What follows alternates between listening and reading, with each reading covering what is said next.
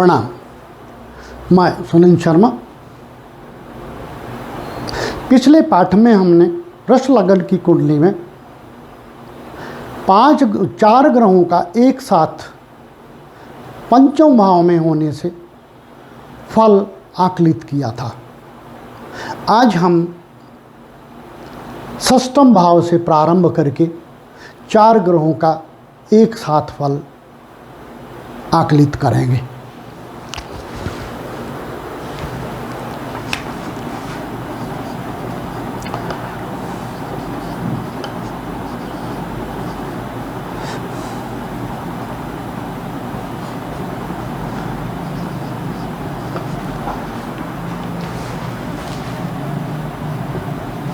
देखिए, यहाँ हमने एक साथ ले लिए 4 ग्रह जो पिछले भाव में थे, शनि, सूर्य, बृहस्पति और केतु। अब अनुमान से इनके अंश भी लिख लेते हैं, क्योंकि काल्पनिक ही लेने होंगे, किसी की व्यक्तिगत कुंडली तो है नहीं, काल्पनिक ही है।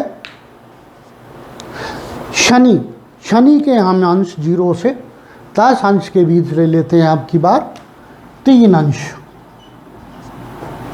सूर्य के अंश हम यहाँ 20 से 30 अंश के मध्य ले लेते हैं, 27 अंश। बृहस्पति के हम यहाँ 10 से 20 के मध्य ले लेते हैं,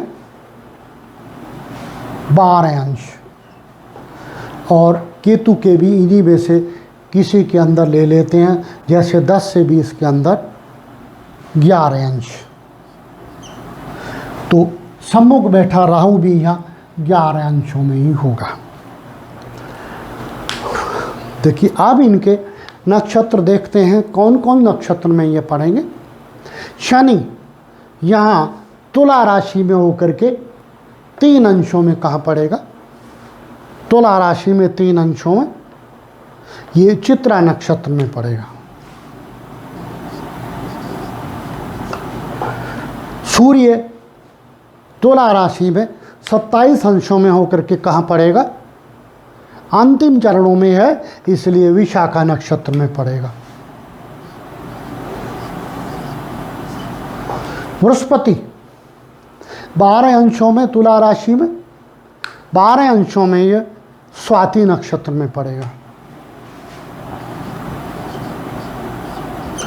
और केतु 11 अंशों में तुला राशि में, देखिए ये स्वाति नक्षत्र में ही पड़ेगा केतु भी। अब सूर्य सम्मुख बैठे राहु को देखते हैं। राहु 11 अंशों में वहाँ मेष राशि के अधीन है, तो मेष राशि में 11 अंशों में ये अश्विन नक्षत्र में पड़ेगा।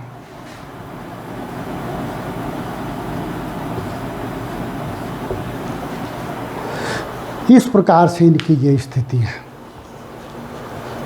अब यहाँ देखिए, व्यक्तिगत रूप से देखें, पहले व्यक्तिगत रूप से हम शनि को ले लेते हैं। ये यहाँ 7 नंबर राशि में तुला राशि में शनि अपनी उच्च राशि में है, परंतु साथ ही सूर्य यहाँ अपनी नीच राशि में है। बड़ी विडंबना की स्थिति है। जो शनि की उच्च राशि होती है वही सूर्य की नीच राशि होती है। एक कुटिल है, उच्च राशि में है, परंतु चित्रा नक्षत्र में है, जो उसका शत्रु होता है मंगल का नक्षत्र है, इसलिए मंगल का अग्नि प्रभाव शनि पर है।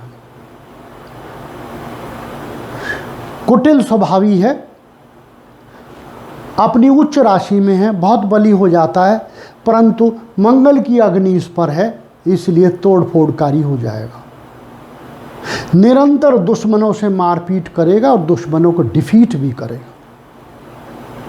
क्यों? क्योंकि सामने बैठा राहु यहाँ इसको उकसाएगा झगड़ा करने के लिए, इसलिए ऐसी स्थिति में निरंतर ये व्यक्ति झगड़ालू होगा। और सूर्य का तेज इसे प्राप्त है, तो ये डिफीट भी आसानी से नहीं होगा।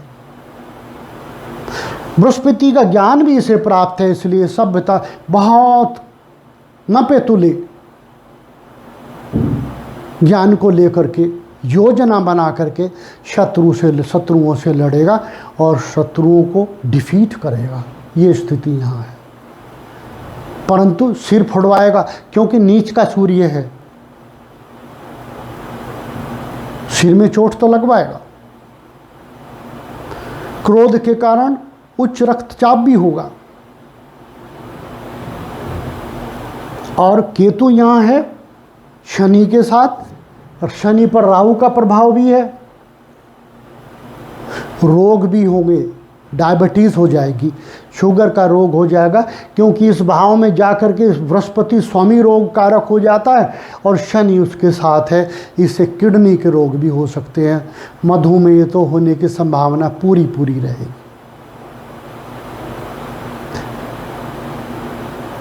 कर्म के लिए ये भाव दशम से नवम है, दशम से नवम कर्म का भाग्य, और कर्म का स्वामी यहां अपने से 9 में बैठा हुआ है। शनि की मूल त्रिकोण राशि कुंभ होती है, कुंभ से नवम बैठा हुआ है, इसलिए जो भी कर्म मिलेगा उसमें प्रमोशन कराएगा, उन्नति कराएगा। यहाँ बैठा हुआ अपने से नवम बैठा हुआ है, भाग्येश होकर के भी बैठा हुआ है। और ये भाव कंपटीशन का भी होता है, प्रोग्रेस का भी होता है, क्योंकि दशम से नवम है, प्रमोशन का भी होता है। इसलिए यहाँ बैठा हुआ उच्च का शनि इसे अच्छा रोजगार देगा, उन्नति भी कराएगा, भाग्य का स्वामी भी है, और किसी कंपटीशन के माध्यम से इसको उच्च पद भी दिला देगा। क्योंकि भले सूर्य नीच का है, लेकिन सूर्य हमेशा तेज का कारक होता है और अपने मित्र के साथ है। सूर्य यहाँ अपने मित्र के साथ है। कर्म को प्रमोट करेगा बृहस्पति यहाँ, क्योंकि कर्म का स्वामी है शनि, भाग्य का स्वामी भी होकर बैठा है। कुछ लोग तो कहेंगे कि यहाँ भाग्य का स्वामी होकर बैठा तो खराब हो जाएगा, परंतु ये कर्म से नवम है, विशाखा नक्षत्र में है सूर्य, विशाखा का स्वामी गुरु होता है, इसलिए सूर्य पर यहाँ सब ग्रह का प्रभाव आ गया। बृहस्पति के साथ है, सब ग्रह के साथ है, और सब ग्रह स्वाति नक्षत्र में है, जिसका स्वामी राहु होता है। परंतु राहु का स्वाति नक्षत्र उत्तम कहा गया है, इसलिए बृहस्पति यहाँ राहु के प्रभाव से पीड़ित नहीं है। परंतु सामने राहु बैठा हुआ है, वो बृहस्पति पर और सूर्य पर कलंक तो लगाएगा, आसानी से सब कुछ नहीं होने देगा।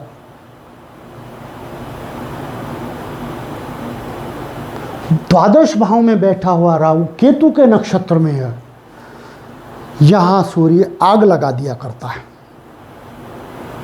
आग का अभिप्राय है व्यक्ति को भिन्न भिन्न प्रकार की इस प्रकार की बाधाओं में धकेलता है, जैसे व्यक्ति मुकदमे, झगड़े,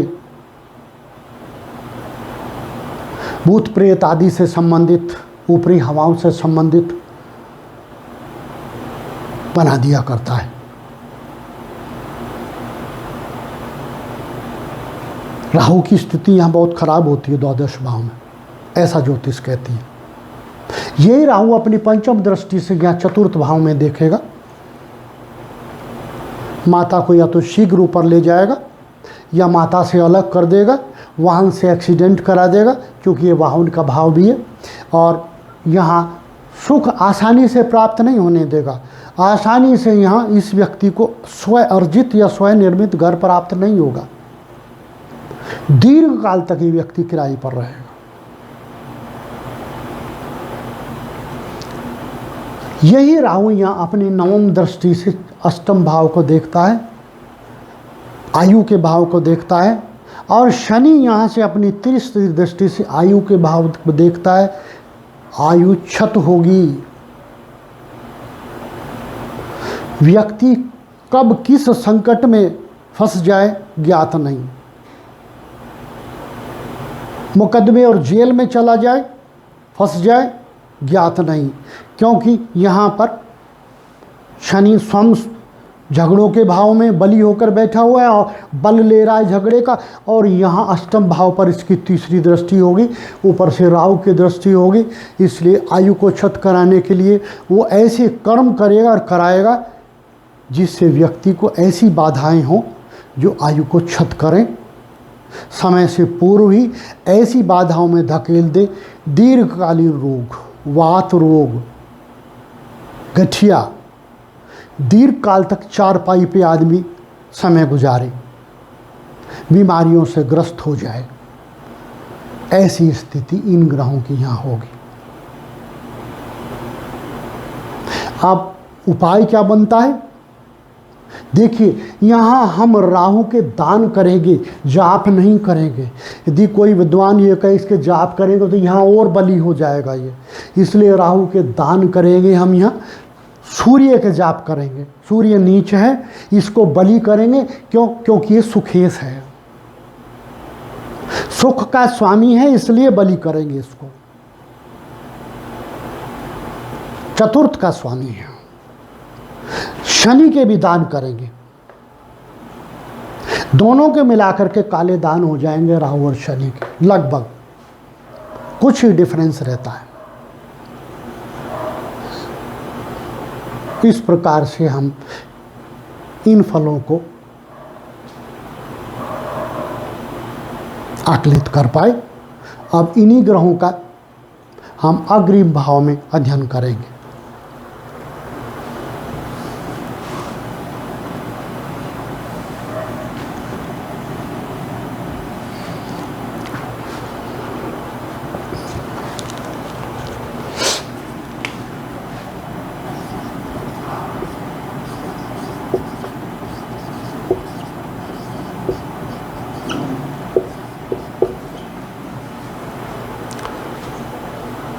चारों ग्रह हमने सप्तम में लिख लिए, तो सम्मुख बैठा राहु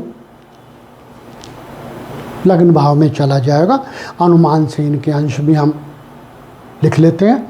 जैसे सूर्य का हम आप 20 से 30 के बीच 21 अंश लिख लेते हैं,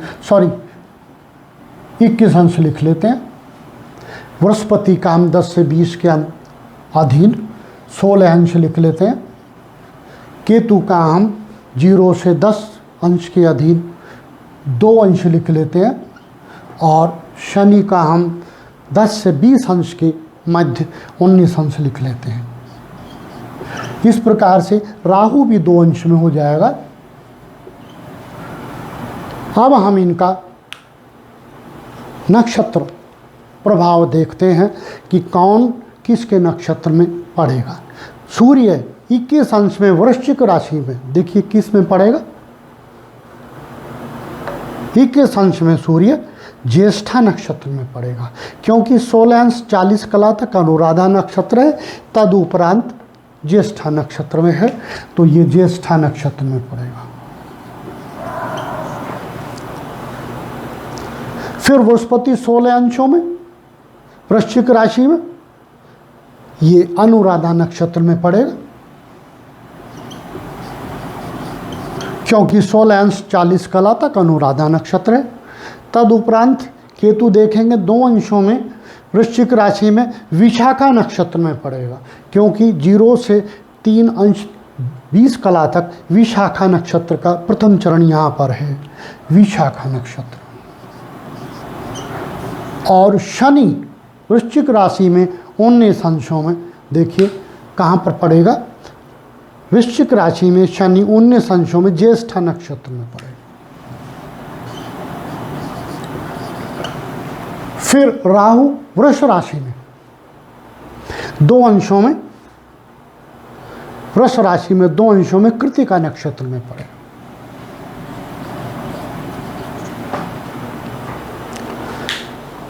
यहाँ इसकी ये ग्रह स्थिति है। अब सूर्य वृश्चिक राशि में, कुटिल राशि, मंगल की कुटिल राशि है। मंगल की 2 राशियां होती हैं, मेष और वृश्चिक। मेष बहुत अच्छी राशि है मंगल के लिए, लेकिन वृश्चिक राशि अच्छी नहीं कही गई है। ऐसे व्यक्ति टॉयलेट में भी बैठे हुए कुछ न कुछ सोचा करते हैं, जिनकी वृष राशि हुआ करती है, या लग्न में वृष राशि हुआ करती है, या चंद्रमा वृष राशि में हुआ करता है। वही स्थिति यहाँ है। सूर्य यहाँ वृश्चिक राशि में क्रूर फल देगा, क्रूर फलकारी रहेगा। और वैसे भी वो ज्येष्ठा नक्षत्र में है।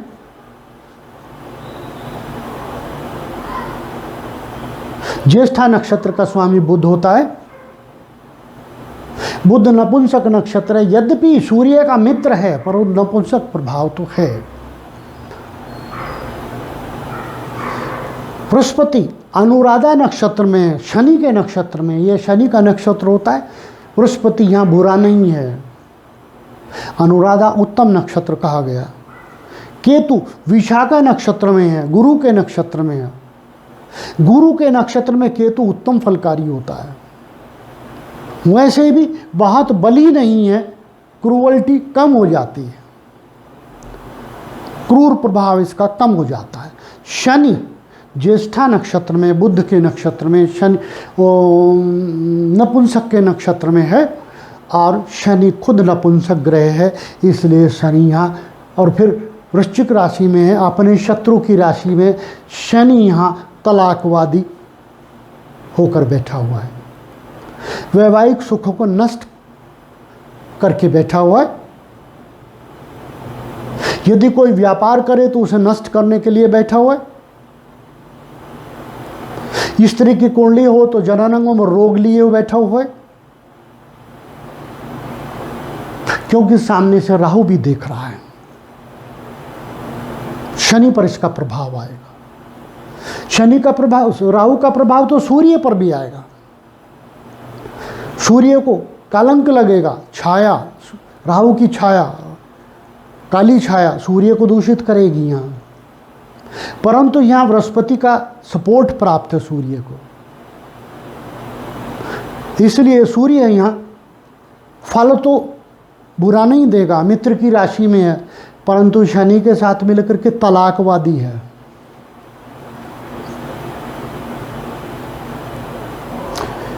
बृहस्पति अच्छे नक्षत्र में है, केतु भी अच्छे नक्षत्र में है, तलाक को रुकवा भी सकते हैं। यदि समझदारी से जीवन गुजारा जाए तो तलाक रुक भी सकता है, परंतु झगड़े मुकदमे तो अवश्य होंगे। पति पत्नी में, जीवन साथियों में झगड़े मुकदमे तो होंगे। क्यों? क्योंकि दो तलाकवादी ग्रह यहाँ बैठे हैं, सूर्य और शनि। सम्मुख से राहु भी देखता है। आसानी से जीवन नहीं चलेगा। पेयर में आसानी से सामंजस्य बैठने वाला नहीं है। अग्नि ग्रह भी है, वात रोग का ग्रह भी है बृहस्पति, काटने वाला ग्रह भी है, जटिल रोगों वाला ग्रह भी शनि है। इसलिए यदि स्त्री की कुंडली हो तो ये मान के चलिए जननांगों में, गर्भाशय जैसे भागों में रसोली वगैरह हो जाया करती हैं। सफ़ेद पानी की शिकायत बहुत रहती है। गर्भाशय को कई बार सर्जरी करके निकाल भी दिया जाता है। क्यों? क्योंकि राहु भी सामने बैठ करके ऐसे खतरनाक रोग देगा। इस प्रकार की युति यहाँ ऐसा फल देगी। अब शनि यहाँ तीसरी दृष्टि से अपने भाव को देखता है, नवम भाव को। जब भी नवम भाव को शनि अपनी दृष्टि से देखता है, उस पर शनि का ज़्यादा प्रभाव होता है तो भाग में कमी आती है। भले ही अपनी राशि को देखता हो, पिता को दिक्कत देगा। बली शनि नवम में पिता के लिए घातक होता है, धार्मिक कर्मों के लिए घातक होता है। अपनी महादशा आने पर भाग से बहुत कुछ दे देगा। धर्म विमूढ़ तो अवश्य बनाएगा। कर्म का स्वामी होकर के यहां बैठा हुआ है।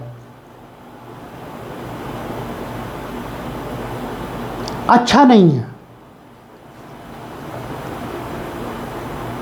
कर्म के लिए अच्छा नहीं है।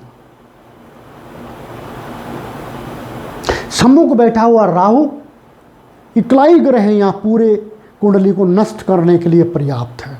उच्च का राहु है।